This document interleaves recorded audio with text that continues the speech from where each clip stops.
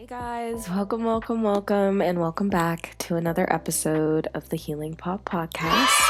I'm your host, Izzy, and this is a space where we can talk about the messy, real, sometimes painful, but always powerful journey of healing. This week, I am feeling a little under the weather, so you may have noticed that you're only hearing my voice and not seeing my super cute face today, and that's why. I just didn't really feel like being on camera because I'm all sniffly and congested from having like mad allergies and just not feeling as cute as I usually am, so you get to listen today. And I get to unbound myself from my current physical state and just float around in your conscious through your ears, which is super exciting. But fear not, we are still going to jump into today's topic. This one is a hot take, but a necessary conversation, I think. A lot of people are disconnected, even myself at times, from the energies of the whole. Like, we still separate and isolate ourselves and other people, either politically or emotionally, romantically, you get it. And I feel like we're really just hurting ourselves by doing that, but somewhere along the line we've been conditioned to believe that this is normal, to have our walls up, so to speak. So what do I mean when I say that we isolate ourselves? Because I think there's so many different ways that we isolate ourselves. We don't say what we mean. Not really. Like, most of the time we are saying what we think is appropriate in that moment to say based off of whoever we're interacting with. And for the people pleasers in the room, we shrink ourselves. That's how we isolate too. Like, we make ourselves smaller and less apparent, less there, less present. Another way that we isolate ourselves is, and this kind of goes hand in hand with shrinking yourself, but we don't show up as our true selves, be it in relationships, friendships, family, or even just when you first meet someone, even. Like, maybe not everybody, but I know myself, like, yeah, like, I feel like we make false versions of ourselves to present to other people, in some way, shape, or form. Maybe not false, but just like a constructed version of ourselves when we're talking to other people. I think we hold shame about our true selves, and that's why, like, like, if you ever been like that person that tries to be like less weird in public, so like, you dim your light to, kind of fit wherever you are, and there's reason why we do that. It's like just societal, I guess, to some degree. Like, you're taught to be like professional and use your inside voice, and like, yeah, just like different versions of yourself that like withhold other parts of you. It's like definitely something that's conditioned within us to kind of do, just to survive, growing up in the United States, at least. And yeah, so it makes sense why that idea of like kind of like showing up with a fabricated version of yourself in different situations and learning how to like master that subconsciously. Like, sometimes you just be doing it and you're just like, wow. I can sense in myself when it's like, you ever have those moments where you're like, ooh, why'd I say that? Ooh, that sounded so weird. Like, and it's like, you can notice when you're like trying to be cool, or you're trying to, be polite or whatever, and like it comes out wrong. Like, you know what I mean? Leave in the comments if you kind of get what I'm feeling. Like, maybe it's just us like awkward girlies, but that's my experience. So, with that, like, that's a way that we isolate ourselves too, I think, because, we're second guessing and trying to manipulate like how we come across to tailor to other people. When did we come to a point where it's like we're doing that in our social circles, we're doing that in our relationships, like, because it can go that deep. It can go that deep where you're like all those other things that I mentioned earlier, like not saying what you mean, shrinking yourself, like not showing up just as who you are. And I think the reason for that is because we hold shame about our true selves and what that looks like. I'm a weird girly, and I try to like be open about that, and that's how I've broken through that kind of wall that I put up to isolate myself in the past with my interactions and my way through that has always been just to be very forthcoming about. And so it used to be very self-deprecating, but I've grown a lot since then. And it is very freeing. That's one of the reasons or ways that I feel the most connected is when I'm just able to be my weird self, like with whoever it is I'm interacting with and showing love through that. And the opposite of that, I think, is where a lot of people who don't maybe have yet that confidence in just their self. Not to say I'm confident, like I definitely still have moments like that where, like I mentioned earlier, where I'm like, ooh, why'd I say that? Or like judging myself in the moment with how I come off to the world and interact with the world around me. And, you know, that's very much still something that I work through as a process. Like we have to be mindful of those kind of thought patterns that you might have in terms of your relationships and how you feel about them and how you feel about yourself. So anyway, let me not ramble, but that I do think is a very profound way that we can isolate ourselves. It's very subconscious and can be very subtle, and yeah, I think it's been beneficial for me to be mindful of that. And I would be remiss to not mention that another way that we can isolate ourselves is through our technology and our over-reliance on social media. There's this YouTuber whose video I was watching that really said it greatly. I think her YouTube channel is Hey It's Talia. And she's talking in particular about romantic relationships and dating, though what she said can be applied to all forms of interactions online, to be fair. But she talks about how social media and dating apps are creating a disposable view of people. And I think that goes hand in hand with how we then kind of become conditioned to stigmatize and minimize our own feelings, and we don't share or get truly close to others. In other words, further isolating ourselves from people we're claiming to be connected to. When it comes to like how it can feel and look to be emotionally disconnected from people you're maybe physically connected to, it can feel confusing and like you don't have control. It can feel lustful and neurotic sometimes, like you're just deep, constant cravings or chasing of confirmation or validation from the other person. You can experience bouts of low self-esteem. You can feel this like sense of disconnectedness from yourself, acting out a character or like responding out of desperation or trying to counteract a moment gone wrong. And it can also look like not trusting your own feelings or feeling uneasy or unsettled. And sometimes you can even feel physically ill. And why do we do this? Why do we find ourselves in these kind of headspaces? And when I was thinking about it, to me, it really came down to three things. When it comes down to it, I think we are afraid of rejection.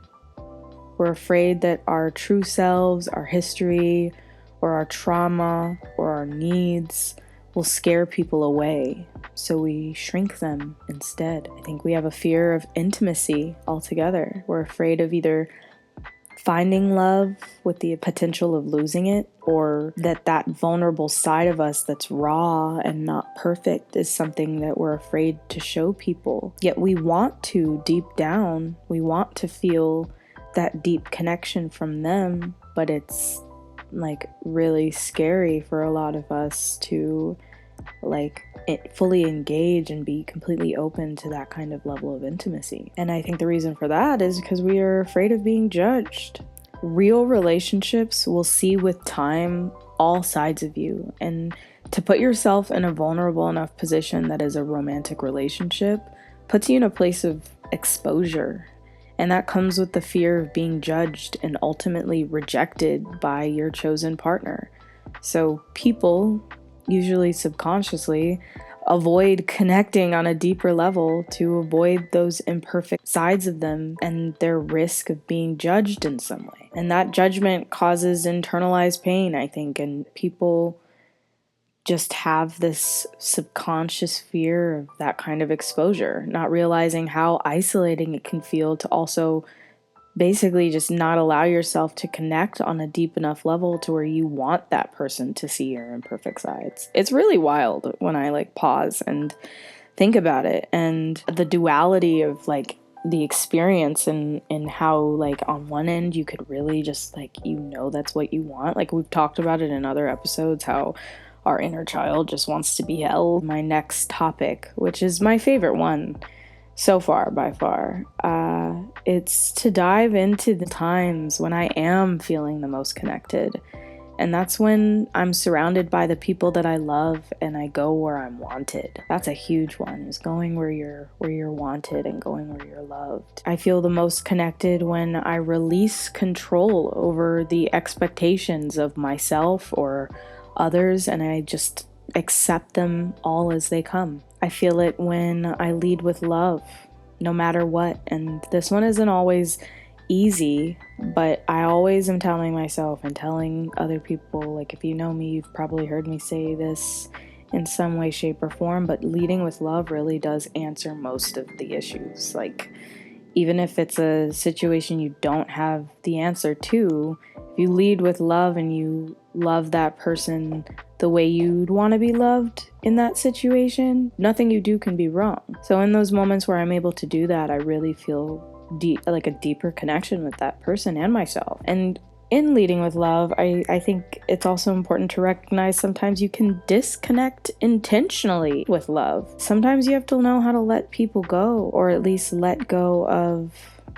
preset notions of them or expectations of them that you previously had. And that's a way that you can show love and feel connected, because you're also letting go of that control and the power that goes along with trying to like hold on to aspects of people. And that's a way that I feel connected to myself and to my community when I'm acting out of integrity like that. Another way that I feel really connected is when I'm genuinely listening to people and getting to see their light. Like that's why I love going to work, truly, because I work with so many like colorful, vibrant, beautiful souls, and it's so cool like having that. Like that's why I've always liked like school, and I've never really cared to be that person with like all the friends in the world, but just like having the exposure of getting to interact with other types of people is really humbling and beautiful and insightful. And I really love going to work. That sounds like, okay, most of the day you'll catch me complaining about waking up and having to go to work, but I really do love the experience when I'm there. I'm just simply for the fact that, the people that that I'm so gracious enough to work with are so fun and cool and different, and they all have cool, funny stories to tell. And like, I live for those moments where we can just laugh and get, serious and talk about meaningful things, and also like just enjoy each other's differences is really just a beautiful thing. And that comes with like learning how to listen and, sharing as well. So those are moments that I indulge in recognizing when I feel connected.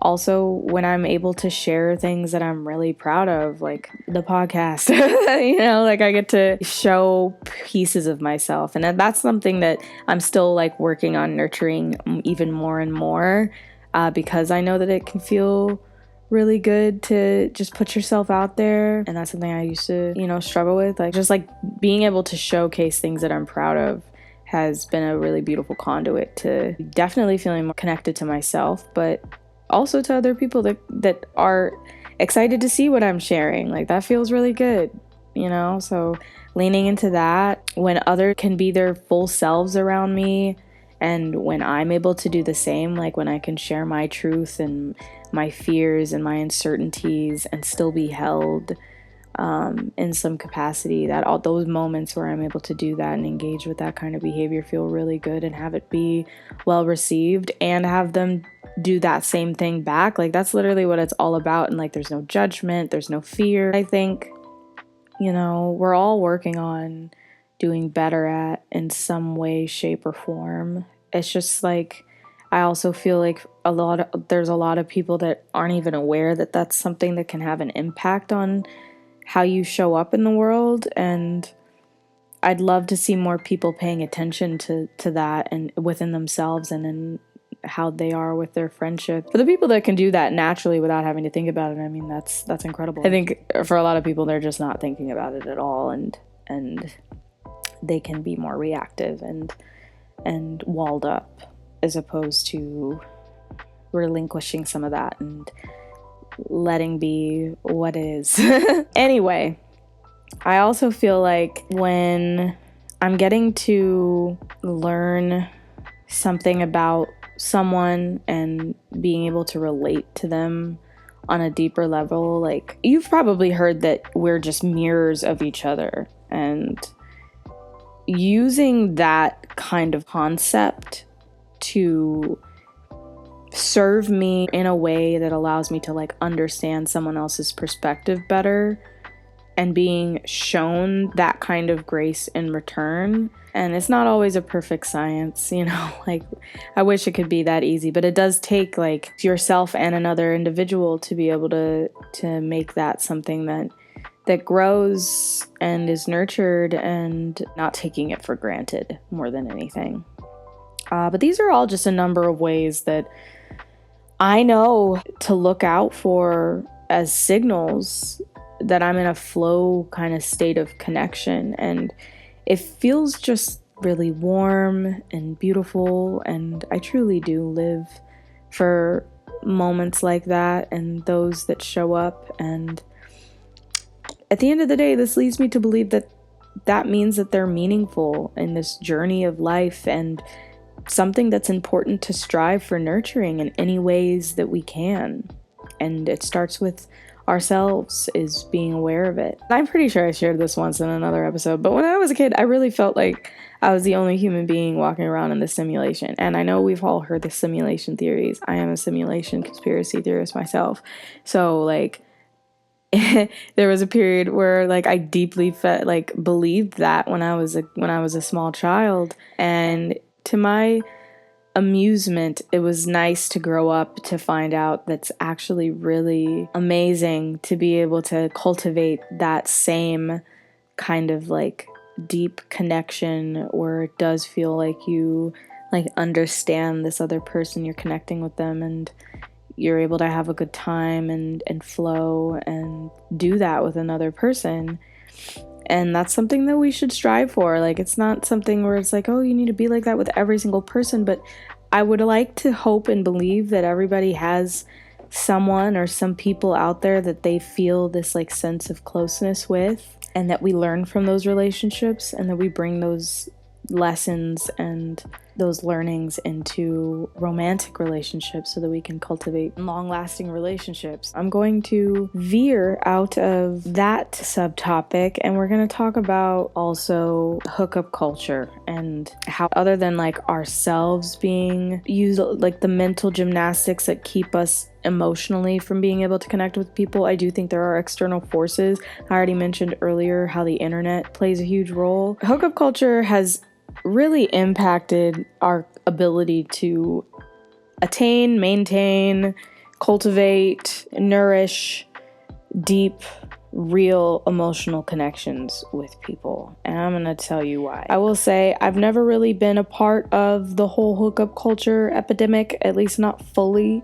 I've had my moments though, and it's not for the weak. But what I noticed was a lot of people will, and myself included in these times, would endure the stalking stage, if you've ever heard of it. With there being so much unlimited access and options, some people don't have or see the need, at least when it comes to online dating, to take an actual relationship or people seriously. And so like, you could be talking to someone for weeks and have no idea where it's going, or if it's going anywhere. They're like hop skipping around the idea, or not being like forthcoming or straightforward about when they're trying to make that happen. I won't even get too deep into just like the heteronormative kind of gender roles issues that I see when it comes to modern day dating, but it definitely exists. Like, the girlies don't want to ask the guy out. Like, that's something that I think was like a trope when I was in high school. And to me, like, I've always found that kind of trivial. Like, you know, we're all people at the end of the day, but I do get it. So I won't get into all that, but that's there. Like, just, I'm not going to talk about that, but just remember that that does play a part. But yeah, like, I'll see a lot of people just kind of enduring this talking stage and it never going anywhere outside of that. Or maybe it starts off like more physical and like there's just very little substance in between that. And like, I just think that that's a really sticky part that's just really normalized. Being a lover girl at heart who grew up watching Disney princess movies, growing into a full-fledged adult that's learning and understanding that there's really people out there that really just want the physical intimacy without the commitment. And when there's matters of soul ties, you know, which kind of, I think, get created out of that kind of lustful, detached version of intimacy, really can be out here hurting people who even thought that that's what they signed up for or wanted. And that's scary to me, which is why I personally prefer to limit my unnecessary exposure to that kind of entanglement altogether, because I know myself. And I know how fragile I can feel when I become physically attached to someone else and what that means for me. But that's just me. And all that to say, you know, I believe hookup culture is kind of making it normalized or desensitizing us from really being able to form deep connections with each other, or at least making it slightly more challenging. It looks like, at least for those of us looking for real connections, we're being allured by late night booty calls that amount to nothing but physical touch and confusing that for intimacy.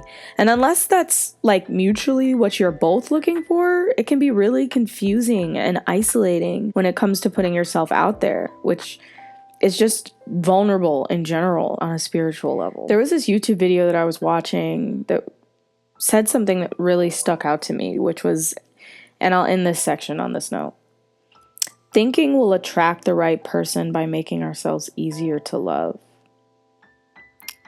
I'm just gonna let that sit and honestly just suggest you go watch the video. It was a girl, the girl's name is Bella Fernandez, and I forgot what the YouTube video itself was called.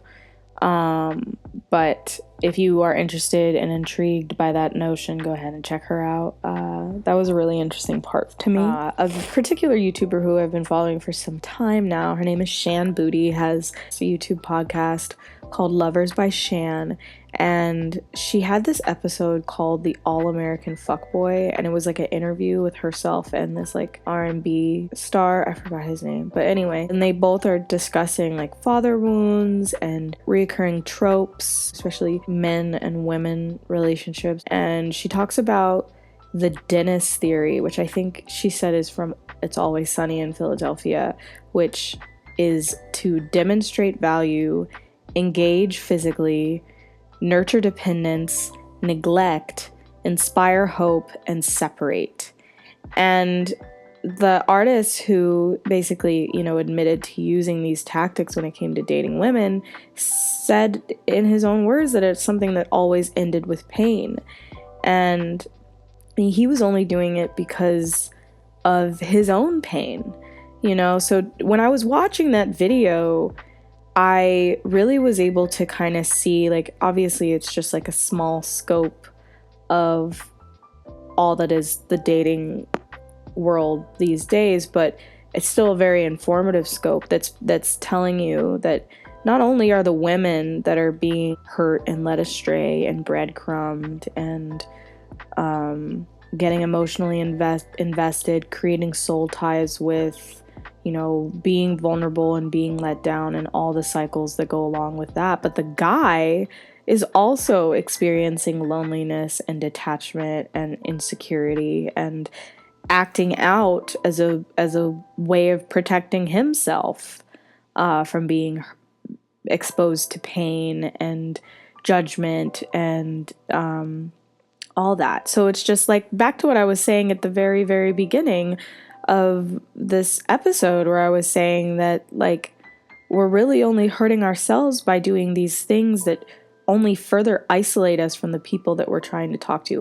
All the videos that I acknowledge or reference in this episode, I will list in the description link below. So if you're wanting to watch those, just check there first. But all of this to say, and I'll kind of try to close out with this, like, when we play these games and we focus on trying to entice people or see what we can kind of get from them, or fixating on perfection, we're really taking ourselves out of and isolating us from being able to just see the person that we're with, really value them. Like, we're robbing ourselves of the ability to value those people. So like, when it comes to trying to cultivate a deeper connection, you have to be open to forming genuine connections and genuine communication with these people. You want to invoke an emotional maturity within yourself and hold the people that you're going to invest your energy in to that same standard, which is really just emotional maturity and empathy that they can come to the table with and be open to, because that's all we really want, is to feel those things. And I'm not saying that you need to go get in a relationship or anything, because relationships are a lot of work. Like, they're not easy. They take patience, they require understanding and vulnerability, but if you know within yourself that you're not willing to go there with another person, the advice I have for you is save yourself and that other person time and emotional heartbreak, and don't play with their emotions and play with their feelings. Because I think that's where, like, especially when talking about like the whole dating scene, like, can become really sticky, is because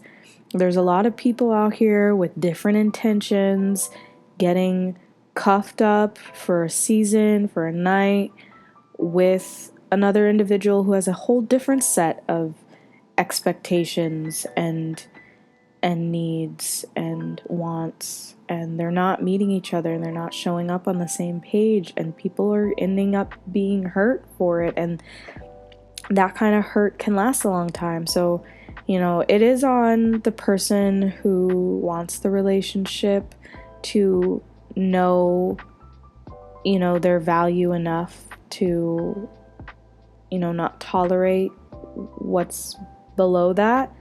And it's on the people out there that also have the capacity to play fuckboy and, play the part really well to maybe not do that. So like, just for my boys, I would really encourage, obviously I don't think this guy's story fits all men by any means, but I do think he says, and they touch on a lot of really interesting topics in that video that Shan did, that interview. So I highly encourage any of the boys and men to listen to, if you're interested in maybe unlearning some of your cycles. And girlies, yeah, like, I think it's totally okay to romanticize kind of the love you envision for yourself.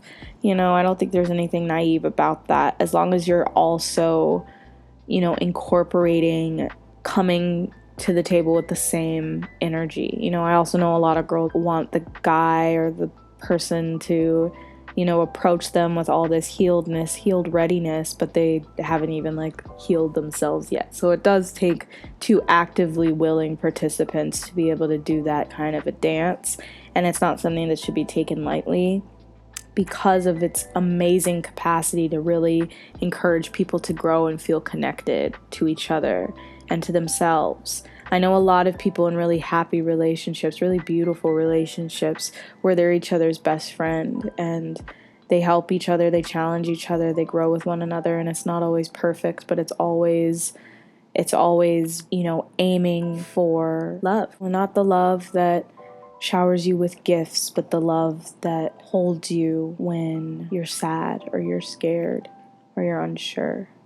That's all we really want, I think. I'm convinced. I'll die on that hill too. That's all we really want, we really crave. And yeah, I had to talk about that because it was heavy on my heart this week, just thinking about like how we can associate connection with like being in a relationship, and then that's how we lead into be like the types of people that get into relationships for the wrong reasons, and you know, and not being ready for it, more rather like not being ready for that relationship and what it means, and then the outcome of what that can look like for people. In this day and age where we do have so much access, I just really hope that just like having a superpower, you'd use it wisely and you'd use it with your best judgment, and you wouldn't take advantage of it and you wouldn't disrespect it either. Because when it comes to something, like I said earlier, as vulnerable as putting yourself